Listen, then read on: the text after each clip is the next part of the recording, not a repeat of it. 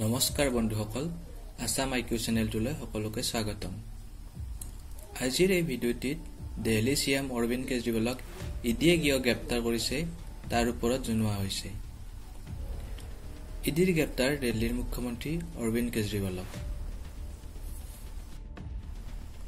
ইডিয়ে আবকাৰী গোচৰত 100 কোটি টকা ৰিটাৰ্ণৰ সৈতে জড়িত কৰাৰ কিছুদিন পিছতে দিল্লীৰ মুখ্যমন্ত্ৰী অৰবিন্দ কেজৰিৱালক গ্ৰেপ্তাৰ কৰে।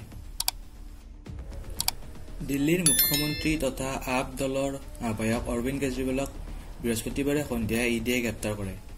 2021-22 বৰ্ষৰ বাবে দিল্লী চৰকাৰৰ এক্সাইজ পলিচি প্ৰণয়ন আৰু কাৰ্যকৰী কৰাৰ ক্ষেত্ৰত দুৰ্নীতি আৰু ধন সৰবৰাহৰ অভিযোগত যিটো পিছত বাতিল কৰা হৈছিল। কেজৰিৱাল ডাঙৰীয়াক শুক্ৰবাৰে বিশেষ আদালতত হাজিৰ কৰা হয়। আপে আন্দোলন কৰি গ্ৰেপ্তাৰ বাতিল কৰাৰ বাবে উচ্চতম ন্যায়ালয়ক আৰু জৰুৰী শুনানিৰ বাবে অনুৰোধ জনায়। ইয়াৰ পূৰ্বে দিল্লী উচ্চ ন্যায়ালয়ে অস্বীকাৰ কৰে কেজৰিৱাল ডাঙৰীয়াক কোনো ধৰণৰ তাৎক্ষণিক সুৰক্ষা প্ৰদান কৰাৰ পৰা আবকাৰী নীতিত জোৰ-জবৰদস্তিৰ ব্যৱস্থাৰ সৈতে জড়িত মানি লণ্ডাৰিং গোচৰৰ বাবে। উচ্চ ন্যায়ালয়ে স্পষ্ট কৰে যে আপ নেতাৰ আবেদন অধিক লাভদায়ক সুৰক্ষা বিচৰা 22 এপ্ৰিলত শুনানিৰ সময়ত কেজৰিৱাল ডাঙৰীয়াৰ মূল আবেদন চমনক প্ৰত্যাহ্বান জনোৱাটো শুনানিৰ বাবে নিৰ্ধাৰণ কৰা হৈছে। আমি দুয়োপক্ষৰ কথা শুনিছো আৰু আমি সুৰক্ষা প্ৰদান কৰিবলৈ এই পৰ্যায়ত প্ৰবল নহয়, আদালতে এনেদৰে কয়। তাৰ পিছত দিল্লীৰ মুখ্যমন্ত্ৰীক গ্ৰেপ্তাৰ কৰালৈকে নেতৃত্ব দিয়া পৰিঘটনাসমূহৰ বিশদ সময়সীমা জানো আহক। বন্ধুসকল, নৱেম্বৰ 2021ত অৰবিন্দ কেজৰিৱালৰ নেতৃত্বত দিল্লী চৰকাৰ মহানগৰীত মদৰ বিক্ৰী আৰু বিতৰণৰ কাম আৰু সংস্কাৰৰ লক্ষ্যৰে নতুন আবকাৰী নীতি ৰূপায়ণ কৰে। এই নীতিয়ে বিভিন্ন অংশীদাৰসকলৰ পৰা মিশ্ৰিত প্ৰতিক্ৰিয়া আকৰ্ষণ কৰে।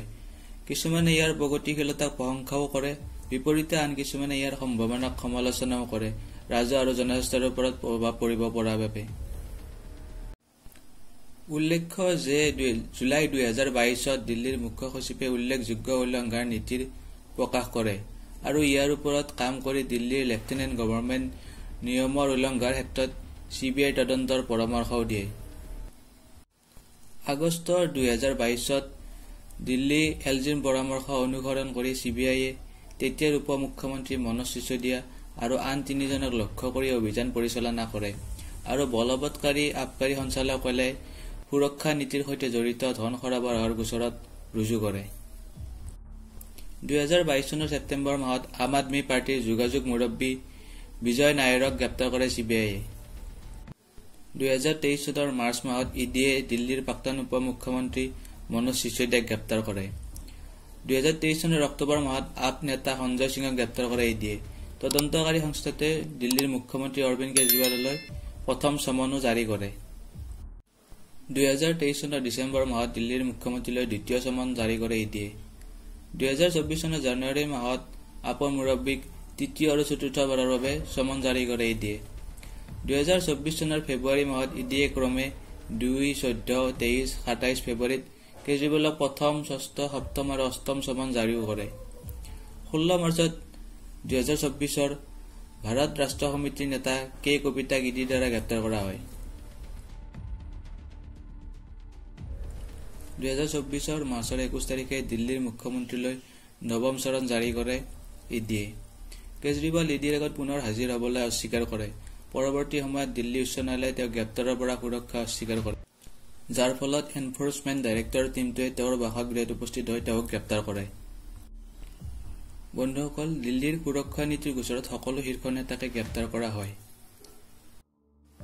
2023 চনৰ ফেব্ৰুৱাৰী মাহৰ 26 তাৰিখে দিল্লীৰ আবকাৰী নীতিৰ গোচৰত সিসোদিয়াক গ্ৰেপ্তাৰ কৰে CBIয়ে। আপে ইয়াক ডাৰ্টি পলিটিক্স বুলি কয়। দিল্লীৰ সুৰক্ষা নীতি গোচৰত 9 ঘণ্টীয়া তালাচীৰ অন্তত আপৰ সঞ্জয় সিঙক গ্ৰেপ্তাৰ কৰা হয়। দিল্লীৰ সুৰক্ষা নীতিৰ গোচৰত তদন্তকাৰী সংস্থা কেচিয়াৰৰ কন্যা কে কবিতাকো গ্ৰেপ্তাৰ কৰে। সুৰা তদন্তৰ এটা মূল কেন্দ্ৰবিন্দু নীতি গোচৰটো মধ্যভোগীৰ কথিত নেটৱৰ্কৰ ওপৰত আছিল। ব্যৱসায়ী আৰু ৰাজনীতিবিদসমূহে যিয়ে কেন্দ্ৰীয় সংস্থাসমূহে চাউথ গ্ৰুপ বুলি অভিহিত কৰে। ইডিয়ে অভিযোগ কৰে যে সুৰাৰ নীতি জোৰ কৰা হৈছে চাউথ গ্ৰুপ হিচাপে আৰু মিষ্টাৰ সিসোদিয়াৰ কোম্পানীসমূহক সহায় কৰি কোনো পৰামৰ্শ নোহোৱাকৈয়ে তেওঁলোকৰ পক্ষত নীতি কমজোৰ কৰি পেলায়। এতিয়ালৈকে 16 জন গুৰুত্বপূৰ্ণ লোকে অভিযোগ কৰা মানি লণ্ড্ৰিং কেছৰ সৈতে জড়িত হৈ পৰিছে। কিছুমান অভিযুক্ত সাক্ষীও হৈছে। লিকুৰ পূব অভিযুক্তসকল হৈছে বিজয় নায়াৰ, অভিষেক বইনপল্লী, সমীৰ মহেন্দ্ৰ, অৰুণ আই পিল্লাই, মুথা গৌতম, দিল্লীৰ প্ৰাক্তন উপ আবকাৰী আয়ুক্ত কুলদীপ সিং আৰু প্ৰাক্তন সহকাৰী আবকাৰী আয়ুক্ত নৰেন্দ্ৰ সিং। অভিযোগসমূহ হৈছে দিল্লী আবকাৰী নীতি 2021-22 প্ৰণয়ন আৰু কাৰ্যকৰীকৰণত ভূমিকা লোৱাৰ বাবে অভিযুক্তসকলৰ বিৰুদ্ধে অপৰাধমূলক ষড়যন্ত্ৰ আৰু দুৰ্নীতিৰ অভিযোগ উত্থাপন হৈছে। এইটোক হেক কেছ বুলি কেজৰিৱালেও কয়। চিবিআইৰ অভিযোগনামাত মনোজ চিচোদিয়াৰ নাম নথকাৰ বাবে দিল্লীৰ মুখ্যমন্ত্ৰীয়ে কয় যে গোটেই গোচৰটো ভুৱা।